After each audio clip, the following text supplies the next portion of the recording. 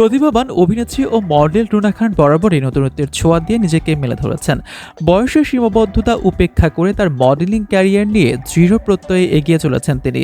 বাঙালি সাজ থেকে ওয়েস্টার্ন পোশাক সবকিছুতেই তার আত্মবিশ্বাস আর দক্ষতা ভক্তদের মুগ্ধ করে।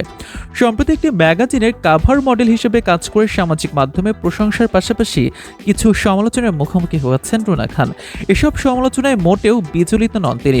এক সাক্ষাৎকারে রুনা মন্তব্য করেন, পোশাক কারো শালীনতার মাপকাঠি হতে পারে না। এক ফিল্মফেয়ার অনুষ্ঠানে সাংবাদিকদের প্রশ্নের জবাবে রুনা খান বলেন, মডেলিংয়ে ঘরের ভিতর বা বাক্সের মধ্যে বন্দি রাখার জন্য নয়, ফেসবুকে পোস্ট করা হয়, মানুষ দেখবে এবং মতামত দেবে। সমালোচনার ব্যাপারে তিনি আরও বলেন, অন্যদের কাজ ভাইরাল না হলে সেটি আমার দায় নয়। একই ডিজাইনারদের সঙ্গে আমি ও অন্যান্য মডেলার কাজ করছি। এক সাক্ষাৎকারে রুনা আরও বলেন, যারা পর্দার আড়ালে অসৎ উপায়ে কাজ আদায় করেন তারাই পর্দায় শালীনতার মুখোশ পরেন।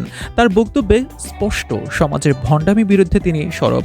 রুনা খান তার ক্যারিয়ার শুরু করেন টেলিভিশন নাটক অভিনয়ের মাধ্যমে। 2017 সালে হালদা সিনেমায় অভিনয়ের জন্য তিনি জাতীয় চলচ্চিত্র পুরস্কার ও বাদশাহ পুরস্কার অর্জন করেন।